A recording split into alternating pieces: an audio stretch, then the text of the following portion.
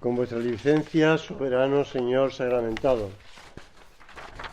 Siempre, pero en este mes de noviembre, con más motivo, recuerdo que haciendo media hora de oración delante del Santísimo, podemos ganar indulgencia plenaria y lo podemos aplicar además por algún difunto de nuestra familia o lo que queramos conveniente. Y también por ti mismo, pero bueno. Como estamos en el mes de noviembre, facilita mucho el pensar en esas personas que pueden estar en el purgatorio y que le podemos llevar al cielo. Por eso, Señor, ante ti que está con nosotros aquí en el altar, te pedimos que nos ayudes a recordar cuál es nuestro destino en la tierra. Nuestro destino en la tierra no es acabar aquí y que te digan cuando te entierren que la tierra te sea leve, ¿no? Sino que también los romanos que utilizaban ese lema pensaban en el paso de la tierra a la eternidad. Y nosotros consideramos lo mismo. Es bonito considerar cómo San Pablo, el otro día se lo explicaba yo a unos chavales del colegio de primaria, cómo San Pablo mismo pudo estar en el cielo, porque él mismo lo dice, que no sabe cómo, pero que ni ojo vio, ni oído yo lo que Dios tiene preparado para los que le aman. Evidentemente, nosotros siempre consideramos categorías humanas y estamos muy limitados. Por mucho que hablemos de felicidad, por mucho que hablemos de momentos felices, de una vida feliz, lograda, pero nos quedamos muy cortos porque todo eso ha sido creado por Dios. Como dice la Biblia, y vio Dios que era bueno. Pero cuando crea al hombre y a la mujer, y vio Dios que era muy bueno. Por lo tanto, para nosotros no tiene simplemente las cosas buenas de la tierra, tiene que ir mucho más. Participar de la grandeza de Dios. El otro día estaba yo con los de primero y segundo de primaria del colegio, mitad y mitad, y había un bebé también que estaba al fondo del oratorio del colegio. Y le dije a los niños pequeños, yo siempre que oigo a un niño llorar, pienso en que los Reyes Magos asustarían al niño Jesús con las barbas, con las greñas, con las coronas. Entonces los niños se estaban imaginando que son pequeños, claro. Entonces, seguro que el niño Jesús se pondría a llorar, así que tranquilos, que si un niño está llorando, no solamente nos molesta, sino pensar que es Jesús que está llorando, por los Reyes Magos, no por mí. Bueno, pues consideramos la realidad del cielo. La realidad del cielo, que no significa olvidarnos de las cosas de la tierra.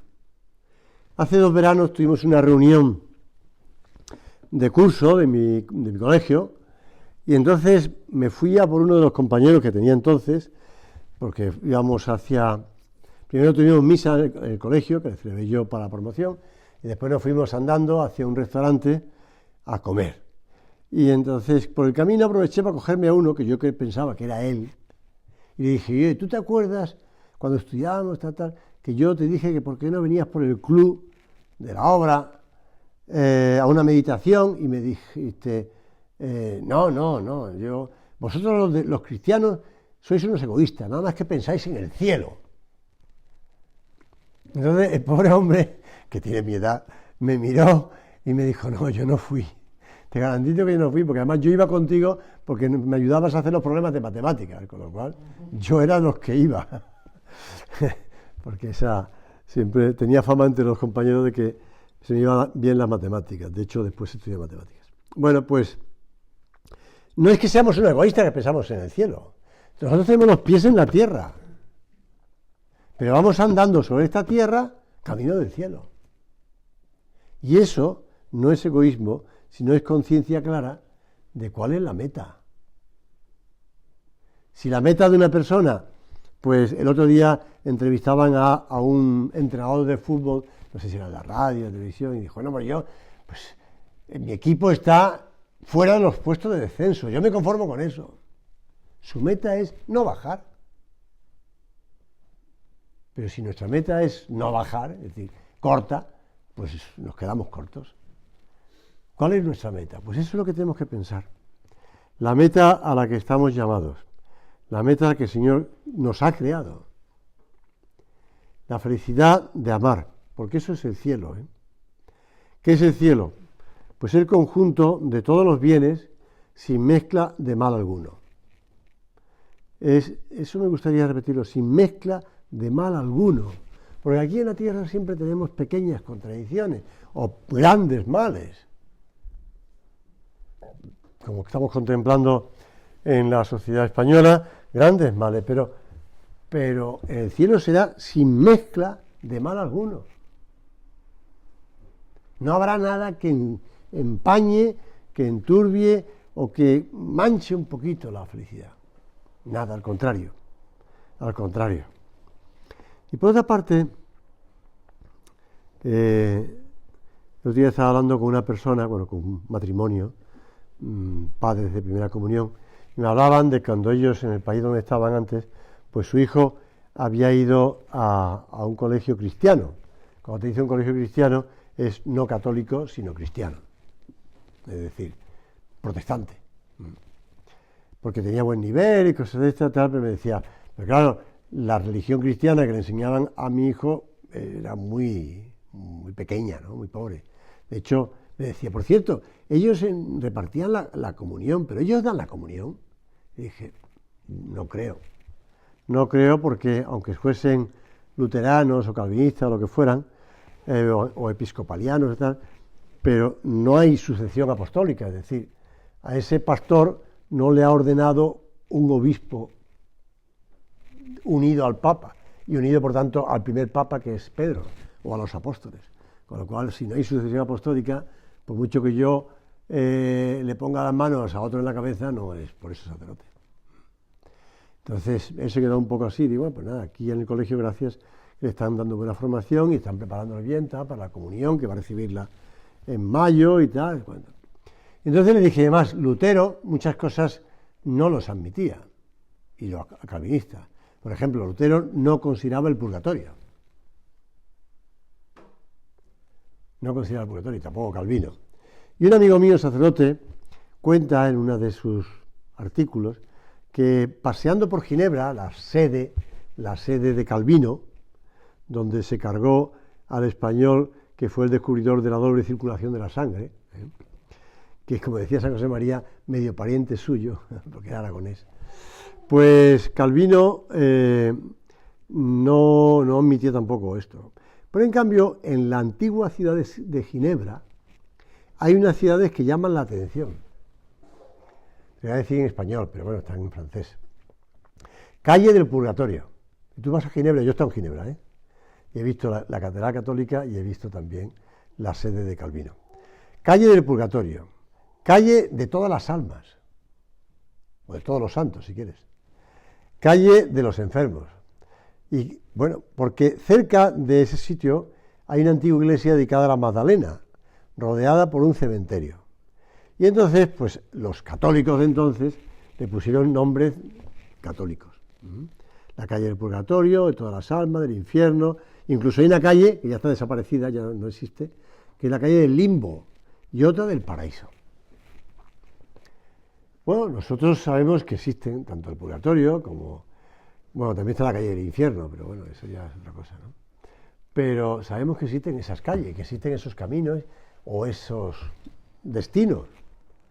Y nosotros le pedimos al Señor ahora, que está aquí con nosotros en la Eucaristía, la Eucaristía es prenda de la gloria futura. Yo no sé si tú cuando niño has jugado al juego de las prendas. Pues el Señor se ha querido quedar con nosotros en la Eucaristía de prenda para decirte garantía de que vas al cielo. Si estás conmigo, claro. A pesar de las dificultades, a pesar de nuestras limitaciones, a pesar de nuestros, pues eso, pecados. Si estás conmigo, prenda de la gloria futura. Por eso es motivo de esperanza, de gran esperanza, saber que el Señor confía tanto en nosotros, que ha querido quedarse con nosotros en la Eucaristía.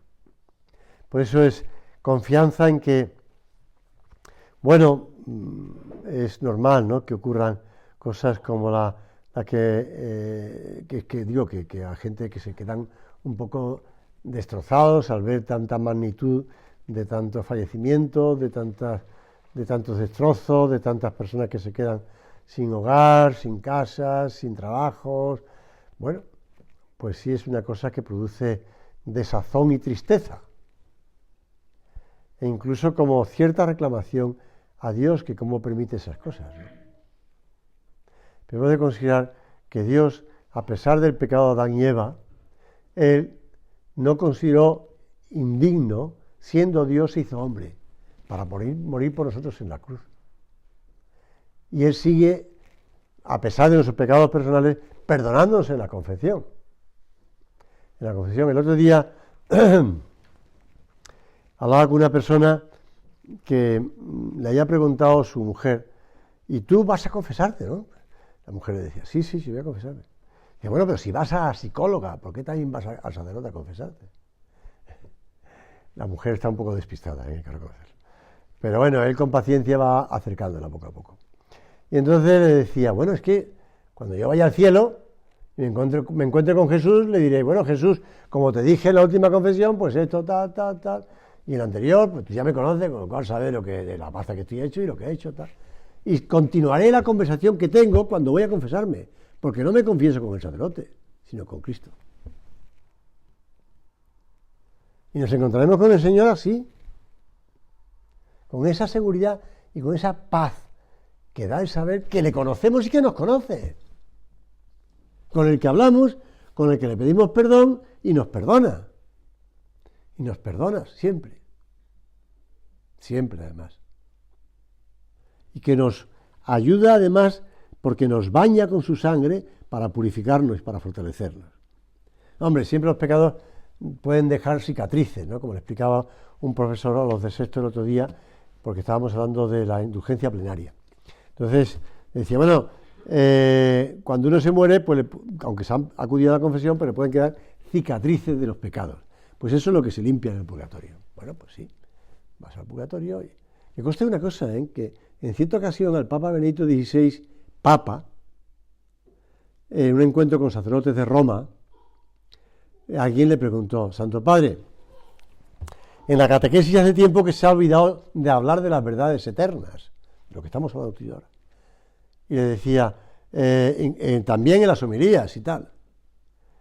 Y eso no me parece, decía este sacerdote, no me parece muy beneficioso, lo decía de otro modo.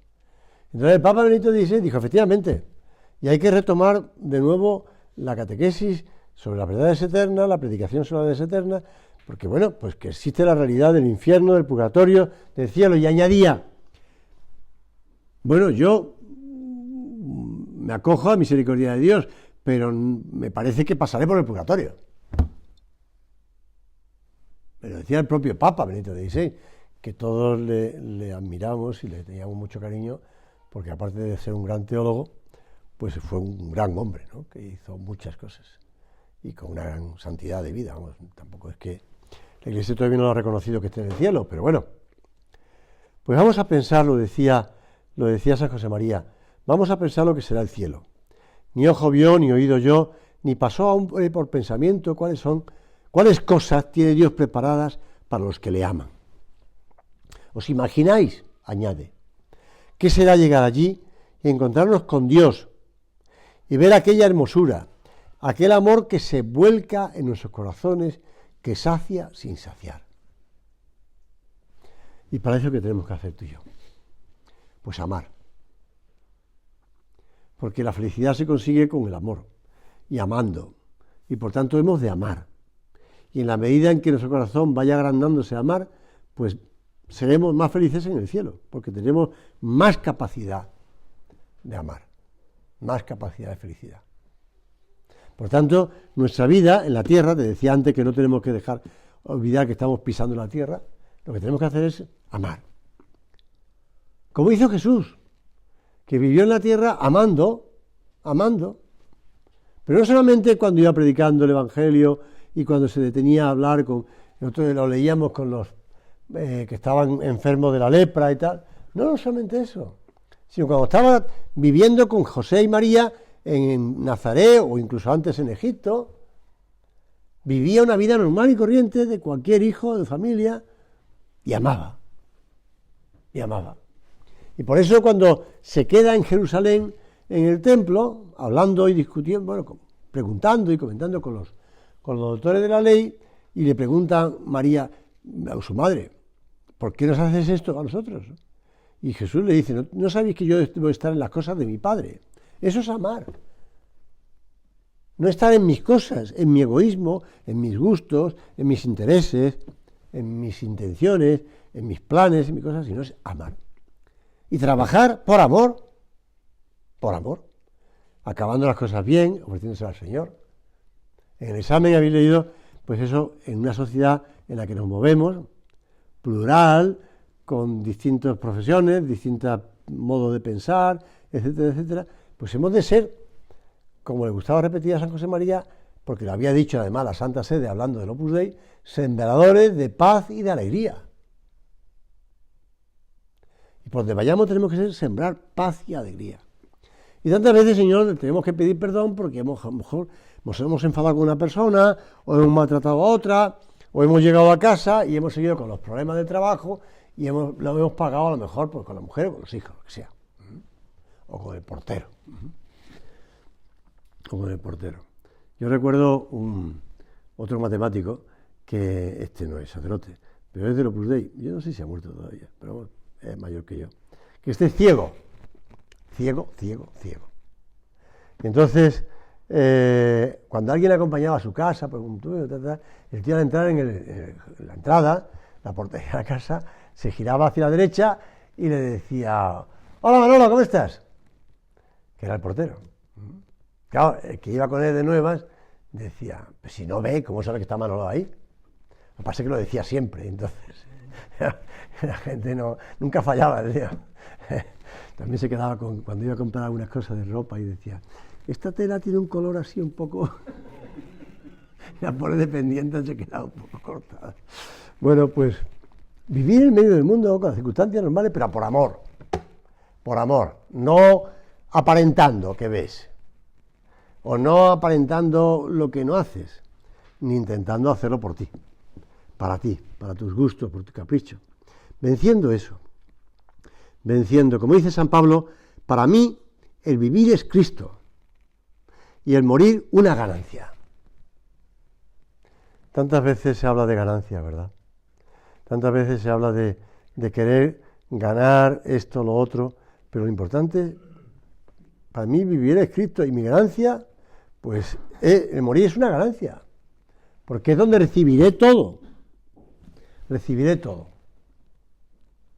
El otro día me acordaba, titulando una meditación, me acordaba de un sacerdote ya fallecido hace tiempo. De hecho, cuando yo estaba en México, me enteré que estaba él por allí de visita, porque era español, pero estaba allí, por ahí, bueno, de visita o a predicar o qué sé esta, y había enfermado. Y entonces le habían ingresado a un hospital. Entonces llamé a un médico del hospital y le dije, oye, que sepas que el padre Loring está ingresado en ese hospital. Si puedes ir a visitarle, te lo agradecerá y además te preocupas por él y tal. Y de hecho me mandó una foto con él allí en la cama, el pobre padre Loring, que ya era un viejecito, un jesuita. Pero bueno, el padre Loring tenía una de sus conferencias que yo recuerdo que cuando yo era joven, él daba conferencias en los astilleros de Cádiz, que ahora ya son de Navantia, estas cosas, o en la Bazán, pues a los obreros, y le hablaba, y los enfervorizaba, es un hombre con mucha fuerza. Pues uno de esos títulos era El pecado, la gran primada, la gran canallada. Y ahí se quedaba tan tranquilo, porque es verdad, es una primada. Es una primada porque todas las cosas que hacemos, cuando cometemos un pecado mortal, las perdemos. Es una primada, es hacer el primo. Pero bueno, acudimos a la misericordia de Dios, que nos perdona siempre y volvemos a comenzar. Y recuperamos los méritos que hayamos adquirido antes. Pero también es una canallada porque estamos fastidiando a los demás. Porque lo que hace daño a los demás es el pecado. No olvidéis eso. No es otra cosa que el pecado. Por eso, considerar la grandeza de la ayuda que el Señor nos presta, que está constantemente con nosotros. En estos tiempos en el que se habla tanto de de una sociedad de confort, de una sociedad de progreso, de un deseo de felicidad grande, del transhumanismo, que constituye una versión actualizada de esa pretensión caracterizada de, ya que es muy antigua, empezando por Adán y Eva, pero bueno, de los tres grandes objetivos para la aparición de una humanidad perfecta, que sería la superlongevidad, el superconocimiento y el superbienestar. Eso no se alcanzará. ¿Por qué? Pues porque somos humanos y tenemos defectos. Y somos corruptibles. Y por mucho que nos metan nuestro cerebro en una máquina, el cerebro también se corrompe. Y la máquina también. El otro día estaba hablando con un neurocirujano. Neurocirujano, es decir, que es un tío que se dedica a ver mucho el cerebro y estas cosas. Y entonces me decía, el otro día estaba estudiando yo los mandamientos de la Santa Madre Iglesia con mi hijo, y yo no me acordaba, y entonces lo busqué en la inteligencia artificial. Y entonces el quinto mandamiento de la Santa Madre Iglesia decía, él más o menos me lo llevó, lo tenía en el móvil, me lo leyó. Decía, ayudar a la Iglesia, y decía, no era la inteligencia artificial, la del no, ChatGPT, era otra. Pero bueno, ayudar a la Iglesia con mis bienes, o algo así. Y entonces el hijo, que está en tercero primaria, le dijo, no, papá, no es así. No, mire, si lo pone aquí, papá, que no es así. Lo que don José María me ha enseñado es ayudar a la Iglesia en sus necesidades. Déjate con mis bienes, en sus necesidades, que es lo que hemos aprendido de siempre en el catecismo. Pero bueno, entonces el pobre padre echó un poco para atrás y dijo, bueno, neurocirujano, pero el chaval me está enseñando bien y la ChatGPT o esta que sea no me ha enseñado bien. Bueno, pues es que es verdad, es decir, que el hombre está por encima de todas esas cosas porque nosotros vamos camino del cielo, no camino de un ChatGPT o como quieras llamarle. Vamos camino del cielo y vamos camino de un transhumanismo. Vamos a la felicidad, esa felicidad que no puede dar esta vida, sino Dios.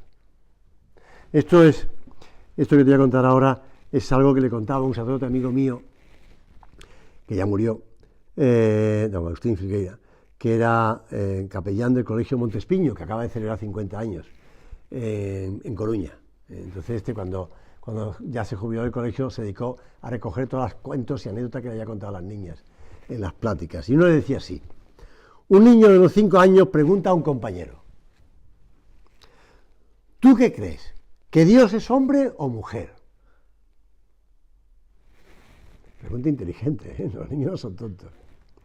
Y el otro, que tenía 3 hermanos más pequeños y había visto los distintos colores que usaban los niños y las niñas, ojo, no es el chiste este, vamos, dijo, es hombre, sin ninguna duda. Dice, ¿y por qué? Dice, ¿no ves que el cielo es azul y no es rosa? Bueno, esa es una broma que contaba este. Pero la realidad es que, dice el Salmo 19, el cielo proclama la gloria de Dios y el firmamento pregona las obras de sus manos. Contempla las maravillas a tu alrededor. Contempla la grandeza del universo, contempla la grandeza del hombre y mujer, claro está. Contempla la grandeza y te das cuenta de que el cielo proclama la gloria de Dios. Y de que nosotros lo que tenemos que hacer es, hombre o mujer, me da igual, seguir ese camino del cielo. San Pablo se lo dice a los de Éfeso, vivíais entonces sin Cristo, erais ajenos a la ciudadanía de Dios, a la ciudadanía de Israel, extraños a las alianzas de las promesas, sin esperanza y sin Dios en el mundo. Pero ahora tenemos esperanza, tenemos la seguridad, la certeza. Como dice el propio San Pablo, no defrauda la esperanza, porque el amor de Dios ha sido derramado en nuestros corazones por medio del Espíritu Santo que se nos ha dado. Por eso acudimos también a la Virgen Santísima, que ella es esperanza nuestra. Esperanza nuestra. Decía Benito XVI, sin la gran esperanza que ha de superar todo lo demás, las esperanzas humanas no bastan. Esta gran esperanza solo puede ser Dios, que abraza el universo y que nos puede proponer y dar lo que nosotros por sí solos no podemos alcanzar. Usted decía antes, acudimos a la Virgen, esperanza nuestra, para que ella nos ayude a caminar de la mano de su mano para llegar al cielo, a encontrarnos con su Hijo Jesús.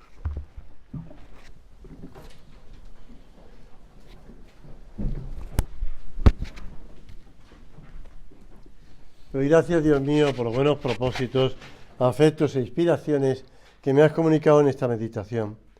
Te pido ayuda para ponerlos por obra. Madre mía Inmaculada, San José, mi Padre y Señor, Ángel de mi guarda, intercede por mí.